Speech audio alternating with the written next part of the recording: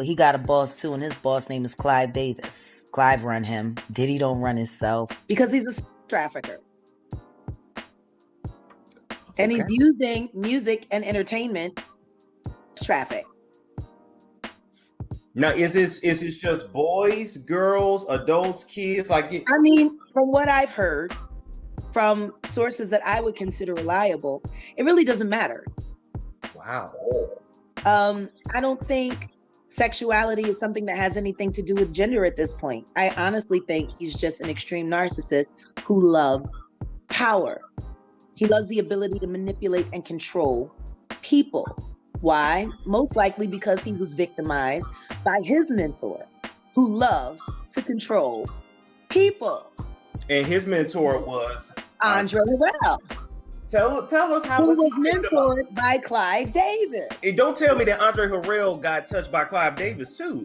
I'm telling you, I don't know what happened between Andre and Clive. What I do know is that Andre got passed over. Like, wow. How do you go from being the president of Uptown and losing your entire company to your intern? In the glittering halls of music royalty, where platinum records hang like medieval shields, a secret war raged between two titans of the industry. Barry White, the velvet-voiced maestro of love ballads, found himself in possession of the music, world's equivalent of nuclear codes, recordings that could bring down Clive Davis's empire in a heartbeat. Picture this: White, sitting alone in his studio, headphones on, listening to words that were never meant to reach his ear. His eyes widen. In his hands, he holds not just cassette tapes, but career-ending confessions, shadowy deals, and whisper secrets. Davis, the kingmaker of the industry, the man who could transform nobodies into superstars with a simple nod, now faced something money couldn't buy and power couldn't silence: the truth. And that truth had found its way to the one man in the industry brave enough to use it. Rumor has it, allegedly,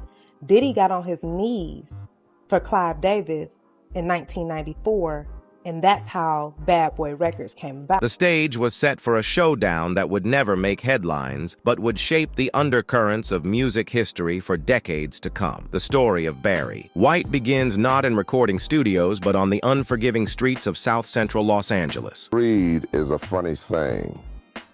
Once you take a bite of it, it tends to turn on you and start eating you up.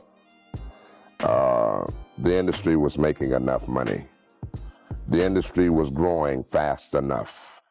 The industry was progressing enough. Picture a young boy, rage in his heart, stealing tires off a Cadillac, only to find himself staring at jail cell walls at just 16. But fate has strange timing. Through those jail bars came the voice of Elvis Presley singing "It's Now or Never," a cosmic irony that struck White like lightning. Something shifted in that moment, a revelation that would transform a troubled teen into a musical visionary. As he'd later recall, "I looked around and saw nothing but depression, people just going around in circles." Upon his release, instead of returning to high school, he stood outside Capitol Records for hours, as if willing his future into existence. The universe seemed to respond when his voice mysteriously deepened at age 13, dropping to that iconic bass that made his mother weep. This wasn't just puberty, it was destiny preparing its instrument. From those broken beginnings, White would forge something magnificent, turning pain into passion and street wisdom into soul-stirring poetry. Imagine being told your voice, the very thing that would make you a legend, wasn't meant for singing at all. That was Barry White's reality. When producing demos for another singer, it was his arranger, Gene Page, who heard something extraordinary in White's guide vocal. "Man, these are your songs," he insisted, while White fought against the idea for days. The reluctant singer finally stepped behind the microphone, and music history trembled at the result. But White wasn't content simply being a voice. He was building a symphony. While others performed, he orchestrated. In 1973, his 40-piece Love Unlimited Orchestra wasn't just backing music. It was a revolution in sound that shattered genre boundaries. Love's theme soared to #1 on the pop charts, defying industry expectations for an instrumental track. This wasn't just a man making music. This was a maestro creating his own kingdom, piece by meticulous piece. Behind that sensual bass voice lived the mind of a chess player, always 3 moves ahead, crafting not just songs, but a musical empire that would stand independently of industry gatekeepers. When most artists were begging for a seat at the table, Barry White was building his own furniture. In an era when black artists were often treated as disposable talent, White orchestrated a musical revolution that demanded respect. The Love Unlimited Orchestra wasn't just another band, it was White's Declaration of Independence, a 40-piece symphony that turned soul music into something majestic. Think about the audacity. An instrumental track, Love's Theme, rocketing to #1 on the pop charts in 1973, breaking barriers that weren't meant to be broken, and White wasn't finished. By 1979, he'd launched Unlimited Gold under CBS Columbia Records, stepping into the executive suite while maintaining his artistic integrity. While Motown was bringing black music to mainstream America, White was quietly crafting his own musical universe, where he controlled every aspect, writing, arranging, producing, and eventually distributing. Each gold record wasn't just a hit. It was another brick in a fortress built by a man who understood that in an industry designed to exploit black talent, true power came from ownership, not just performance. Picture this. It's 1981, and Luther Vandross is riding high on his debut album, Never Too Much. The industry is fawning over the new voice of R&B. Behind closed doors, Barry White pulls Luther aside, his deep voice lowered to a whisper as he delivers a warning about Clive Davis and the true cost of fame in this business. Success comes with strings attached, he cautions, his eyes reflecting the battles he's fought. Luther listens but doesn't really hear. How could he? The spotlight is intoxicating. Fast forward a few years, and those warnings begin to materialize like ghostly premonitions. Luther's struggle with his public image intensifies. His weight fluctuates dramatically. Diabetes takes hold. His transformation becomes painfully public as he battles health issues while maintaining a career under relentless scrutiny. Even Whitney Houston's encouragement, "Your fans love you for your voice, not your appearance," does little to ease his burden. White watches from a distance as the industry slowly chips away at Luther's spirit, using his vulnerabilities against him. This wasn't just professional advice White had offered, it was a desperate attempt to prevent history from repeating itself. In the hierarchy of music industry power, Clive Davis sat at the summit like a modern Midas, transforming artists into gold with a mere touch. But Barry White? He was the rare figure who stood outside the kingdom, unbowed and unbought. Davis's problem wasn't just that White knew too much, it was that White didn't need Davis at all. Picture Davis in his corner office, looking out at his empire, aware of the one voice he couldn't silence with threats or bribes. While other artists trembled at the possibility of being blacklisted, White had built his own musical nation, complete with orchestra, production company, and devoted followers who would buy his records regardless of industry politics. His independence was his armor. Every time White stepped into a room filled with industry executives, the temperature dropped a few degrees. Here was a man who could speak truth without fear of repercussion, who could warn upcoming artists about the industry's darker corners because he had created his own path around them. For Davis, a man accustomed to absolute control, White represented something terrifying, a powerful voice that couldn't be muted, a success story that didn't need his blessing, and a witness to secrets that were never meant to be shared. Deep in the heart of Hollywood Hills, Diddy had developed a habit that would eventually become legendary, recording everything, every party, every business meeting, every late-night confession captured in pristine audio, ostensibly for his own protection. But what happens when these private recordings start circulating beyond their intended audience? Somehow, through channels that remain mysterious to this day, these explosive tapes found their way into Barry White's possession. Imagine White's face as he first pressed play, expecting music discussions, but instead hearing conversations that could reshape the entire industry narrative. The tapes allegedly contained more than just business talk. They held raw, unfiltered moments where masks slipped and power players spoke freely, never imagining their words would escape the room. For White, these recordings weren't just gossip fodder. They were confirmation of whispers he'd heard for years about Davis's business practices, about how certain artists were selected, promoted, or discarded. As White began subtly referencing this knowledge in industry circles, dropping hints in interviews and conversations, Davis's team reportedly picked up on these signals. The clock was now ticking on a time bomb of truth that threatened decades of carefully constructed image management. The cruel irony hangs in the air like an unresolved chord. Luther Vandross, with his angelic voice, silenced at just 54 in 2000, 2003, his body finally surrendering after years of health battles. Then, as if following a tragic script, Barry White's powerful bass voice is eternally quieted at 58 in 2004. Heart problems and complications claiming the man who had soundtracked millions of love stories. Meanwhile, Clive Davis, the man both artists had complicated relationships with, continues. His reign, approaching his centennial birthday with his power intact. The contrast is jarring, almost cinematically cruel. Two musical geniuses, innovators who changed the soundscape of American music, gone decades too soon, while the executive they allegedly feared and fought against watches new generations. Of artists' rise and fall, industry whispers suggest this isn't mere coincidence, but the result of an industry that extracts everything from its artists while executives remain insulated from the pressures that crush creative spirits. Luther's dramatic physical transformation and health decline, Barry's heart giving out after years of industry stress. These weren't just personal health battles, but potentially the physical manifestations of an industry designed to consume talent rather than nurture it. Behind the glamorous facade of Grammy ceremonies and platinum record celebrations, a shadow campaign was allegedly unfolding. As Barry White's hints about Davis's activities grew bolder, the industry machine shifted into protection mode. This wasn't done through obvious threats or public denouncements. That would only validate White's claims. Instead, it happened through subtler channels. Radio stations mysteriously playing his new releases less frequently, interview opportunities drying up, industry events somehow forgetting to send his invitation. For Davis, this wasn't personal vendetta. It was existential protection. Whatever was captured on those recordings threatened not just reputation, but the entire power structure he'd spent decades building. White wasn't just alleging personal indiscretions. He was reportedly ready to expose what he called the corrupt nature of certain power players, revealing systemic issues that could trigger a domino effect throughout the industry. Each time, White approached another artist with warnings or shared cryptic messages in interviews about knowing the real story. Davis's team reportedly tightened the noose of silence. But what made White particularly dangerous wasn't just what he knew. It was his credibility. This wasn't some failed artist with an axe to grind. This was Barry White, a respected industry figure whose words carried weight. In the shadowy intersection of music, power, and secrecy, the Barry White-Clive Davis feud remains one of the industry's most compelling unsolved mysteries. The recording, studio walls have heard the truth, but they aren't talking. What we're left with are whispers, theories, and the undeniable fact that two men with enormous influence in the music world were locked in a silent battle that may have shaped careers and possibly ended lives. The alleged tapes, containing everything from business improprieties to personal indiscretions, have never surfaced publicly. Were they destroyed, hidden away, or did they never exist beyond industry rumor? White took whatever concrete evidence he possessed to his grave. Davis continues to reign as a music industry elder statesman, his legacy seemingly intact despite decades of whispered allegations. The truth hangs suspended in a purgatory of unproven claims, leaving fans and industry insiders alike to piece together what really happened between the maestro of love and the industry kingmaker. Perhaps the most chilling possibility is that the full story might never come to light, that whatever secrets Barry White uncovered about the darker mechanics of the music industry will remain buried, while new generations of artists continue to navigate the same treacherous waters, unaware of the dangers that claimed those who came before them.